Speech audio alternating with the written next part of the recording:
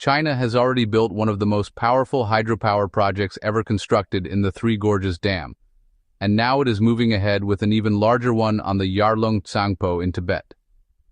The new project is being framed in Beijing as a clean energy milestone, but it is also drawing attention because of its scale, its location, and its implications for a river system that does not stop at China's border. How much more power can one river bend yield? Why place such a massive scheme so close to India? And what happens when a dam project becomes large enough to reshape energy planning across an entire region?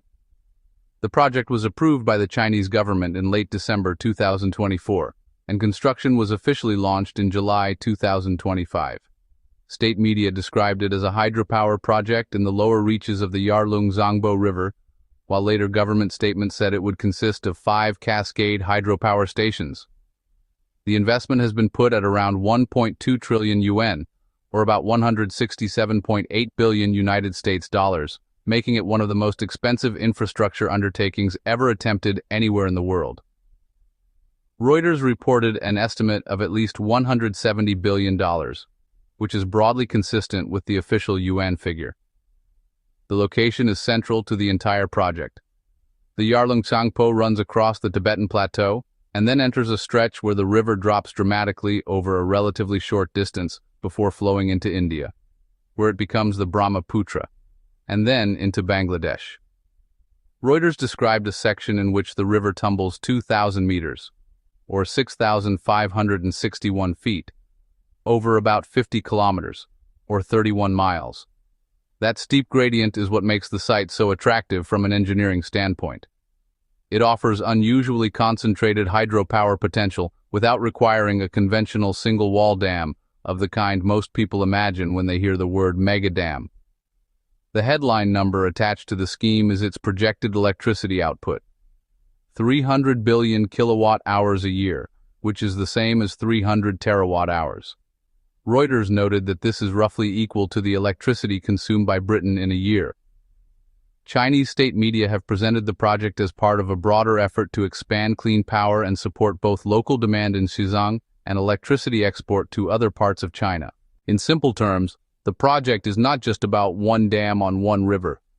It is being designed as a major addition to the national grid, with the power flowing outward from one of the most remote and technically difficult regions on the map.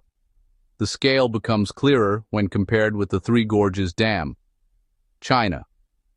Three Gorges Corporation says the Three Gorges Power Station has an installed capacity of 22.5 gigawatts and a designed annual generation capacity of 88.2 terawatt-hours. That project, which took nearly 2 decades to complete, is still the benchmark for major hydropower in the country. The new Yarlung Tsangpo project is expected to exceed it by a wide margin in annual generation, while the government-linked reporting places it among the largest hydropower projects ever conceived. The comparison matters because it shows that Beijing is not simply expanding hydropower. It is aiming to redefine the upper limit of what a single river system can deliver. One reason this project has generated so much attention is that official information has remained limited. Reuters reported that beyond the 5 cascade concept, the cost, and the expected output, China has published little about exactly how the scheme will be engineered. That lack of detail has left many basic questions open. How the river will be diverted or managed through the construction zone, how the stations will be sequenced, how much land will be affected, and how the work will be handled in a seismically active part of the Tibetan plateau. Even in a country accustomed to massive state-led infrastructure, this project stands out for the amount of power it concentrates in a narrow, fragile corridor. Chinese authorities have presented the project as a green and low-carbon development. Xinhua said the approval was intended to support high-quality development, carbon peaking, and carbon neutrality, and described the hydropower project as a clean energy base that would also complement nearby solar and wind resources. The official framing is clear. The dam is being treated not only as an energy asset, but as part of a broader industrial and environmental policy package. In that model, hydropower provides firm generation, while solar and wind fill in additional capacity around it. The project is therefore being sold as a structural piece of China's long-term energy transition, not as a standalone engineering trophy. That explanation does not remove the strategic significance of the location. The Yarlung Tsangpo becomes the Brahmaputra after it leaves China, which means the river system is shared by multiple countries and tied to water, agriculture, and livelihoods far downstream. Reuters reported that India and Bangladesh have already expressed concern about the project's possible effects on millions of people who depend on the river. The issue is not simply whether the dam generates electricity. It is whether a project of this size, placed at the upper end of a cross-border river basin, could alter timing, sediment movement, or seasonal flow patterns in ways that matter beyond China's territory. Sediment is one of the least visible but most important parts of the story. Reuters noted that reducing downstream sediment flow could affect floodplains by limiting the nutrients that sustain agriculture.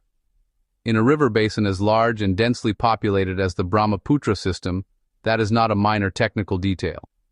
It goes to the heart of river health, soil replenishment, and floodplain productivity. For a project being pitched as a clean energy advance, the consequences of changing sediment transport could prove to be one of the most consequential issues of all. The engineering challenge is therefore paired with a geological and hydrological one: how to trap enough waterhead for power generation without disrupting the river's natural behavior more broadly. For Beijing, however, the timing also reflects domestic priorities. Reuters reported that the project was viewed by Chinese markets as a sign of stimulus, with shares in construction, engineering, tunnel equipment, cement, and related companies jumping after the announcement. That reaction suggests the dam is being treated as more than an energy project. It is also a major public works program, one capable of supporting industrial orders, materials demand, and long-cycle capital spending.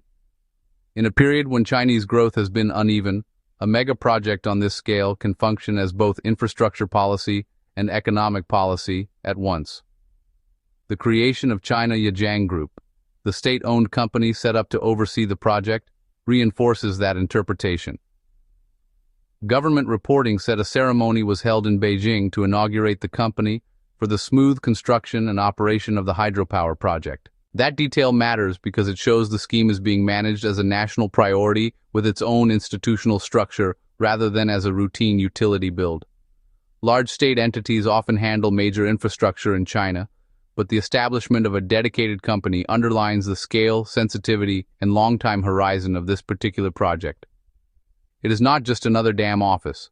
It is a special purpose vehicle for one of the most ambitious energy projects the country has ever launched. The project also sits in difficult terrain. Reuters said some experts have raised concerns because the region is seismically active, and the Indian Defense Review article echoed that the Tibetan Plateau is one of Asia's most fragile ecological regions. Even without relying on speculative scenarios, the basic engineering picture is demanding. Steep gradients, mountain geology, long tunnels, and a remote construction zone at high elevation. That combination raises obvious challenges for logistics, worker safety, materials transport, and long-term maintenance. When a project is this large, the hardest part is often not the concrete alone. It is the coordination of geology, climate, access, power transmission, and state administration over many years. The place of the dam in China's energy strategy also deserves emphasis. Xinhua described it as a green project intended to promote low-carbon development and to support a mixed clean energy base with hydro, wind, and solar. In practical terms, hydropower gives grid operators dispatchable electricity, which can help balance variable renewable sources. That makes a huge reservoir or cascade system attractive in a power system that is trying to cut coal use while still meeting rising demand. In this sense, the Yarlung Tsangpo project is not just about generating electricity from water. It is about stabilizing a much larger transformation in China's energy mix. The project's physical footprint may be less straightforward than a single giant dam wall. Reuters reported that the plan involves 5 dams across a 50-kilometer stretch where the river drops 2,000 meters. That cascade design means the project will likely be spread across multiple stations and linked infrastructure rather than concentrated in one masonry structure. This matters because cascade hydropower can extract energy more efficiently from a steep river profile.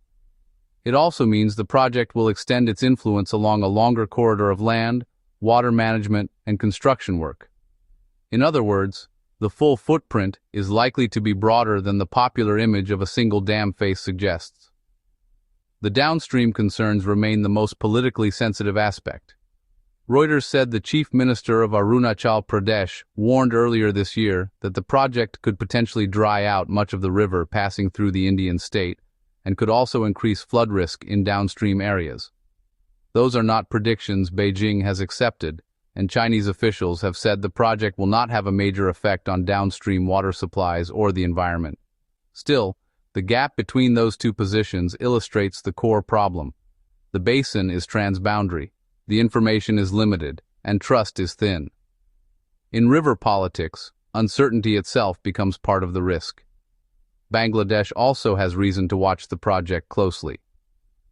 The Brahmaputra is an essential source of water, sediment, and economic activity across South Asia before it reaches the lower plains. When a major upstream intervention is introduced, the most immediate question is not only how much water remains, but when it arrives, how sediment moves, and how flood patterns change across the basin. That is why the dam's significance goes far beyond national energy policy. It reaches into agriculture, drinking water, flood management, and regional diplomacy.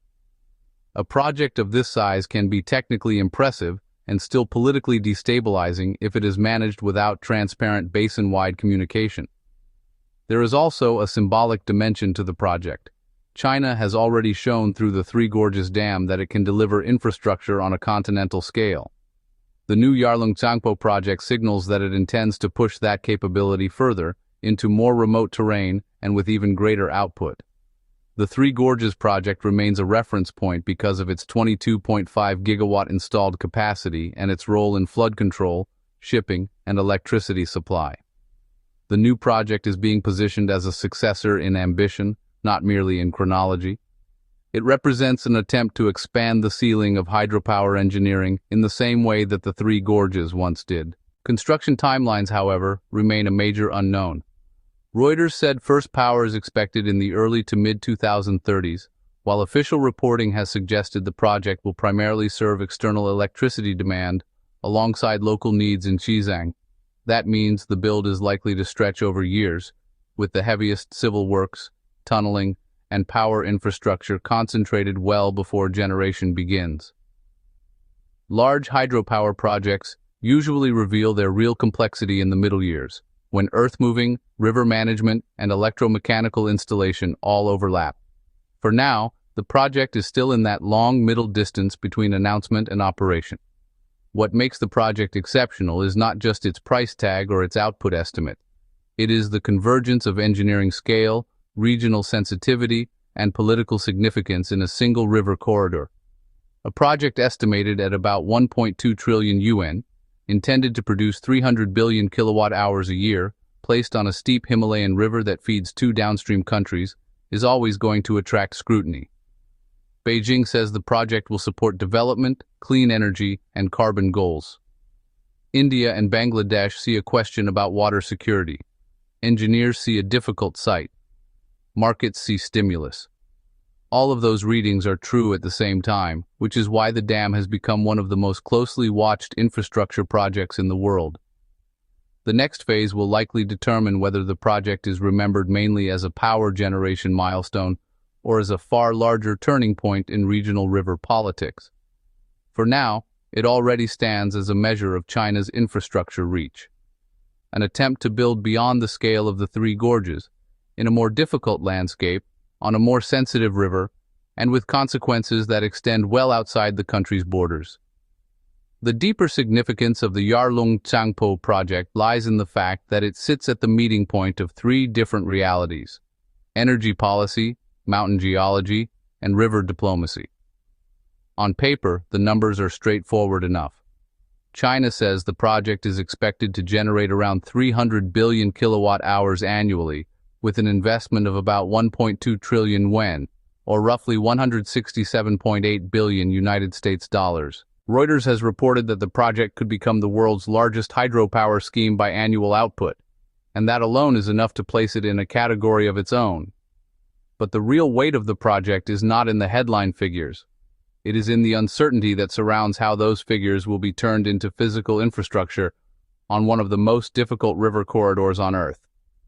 The lower reaches of the Yarlung Tsangpo are unlike the broad, relatively controlled river valleys where many major hydropower projects are built. Reuters described a section where the river plunges 2,000 meters, or 6,561 feet, over about 50 kilometers, or 31 miles. That steep drop is precisely what gives the area such extraordinary power potential, but it also means the engineering problem is highly compressed. When a river falls that sharply through rugged terrain, the challenge is not only to capture the energy, but to do so while managing tunneling, sediment, slope stability, and access in a high-altitude environment. The site is attractive because it is powerful. It is difficult because it is powerful. That is why the cascade design matters. Reuters reported that the scheme involves 5 hydropower stations, which suggests a distributed layout rather than a single massive barrier. Cascade systems can be more efficient in steep terrain because they step down the river's elevation in stages. They can also reduce some of the structural concentration that comes with one giant wall. But a cascade arrangement does not eliminate the wider footprint of the project. It may spread construction pressure across several sites, extend tunnel networks, require additional roads and transmission lines, and create a longer chain of engineering dependencies. The result is a project that is not merely large, but spatially complex. China's official framing is heavily tied to the country's energy transition.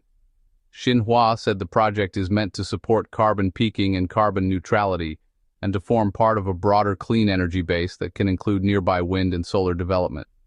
That policy logic is easy to understand. Hydropower is dispatchable, which means it can provide electricity when solar and wind output fluctuates. In a grid that is trying to reduce reliance on coal while maintaining reliability, a major hydropower asset can serve as a balancing anchor. The Yarlung Tsangpo project, then, is not just a hydro scheme. It is a system-level balancing instrument for China's evolving power mix. Yet the same location that makes the project attractive also makes it politically sensitive. The river does not end in China. After crossing the Tibetan plateau, it becomes the Brahmaputra and continues into India and Bangladesh. Reuters noted that India and Bangladesh have raised concerns about downstream effects, while Chinese officials have said the project will not have a major impact on water supplies or the environment. Those positions are fundamentally different, and the gap between them is where the dispute lives. In transboundary river management, the central issue is often not simply the total amount of water, but the timing, variability, sediment, and flood behavior of that water. Those are precisely the variables that can change when a river is reshaped by a megaproject. The sediment question is especially important. Reuters reported concern that reduced sediment flow could affect floodplains by limiting the nutrient supply they depend on. In a river basin as large and agriculturally important as the Brahmaputra system, sediment is not a side issue. It is a core part of soil renewal and floodplain fertility. A dam complex can trap sediment upstream, alter channel dynamics, and change how the river builds and rebuilds the landscapes downstream. That kind of change may not appear immediately in the first years of operation, but once sediment budgets are altered, the consequences can unfold over decades. For that reason, the project's environmental implications cannot be reduced to a simple binary of more electricity or less electricity. The real ledger is more complicated. For now, the project stands as one of the clearest examples of how infrastructure can become geopolitics by other means. It is a power station, but it is also a statement about state capacity, energy transition, industrial mobilization, and control over strategic river systems. China has already proven it can build at the top of the hydropower world. With the Yarlung Tsangpo project, it is trying to move that standard even higher.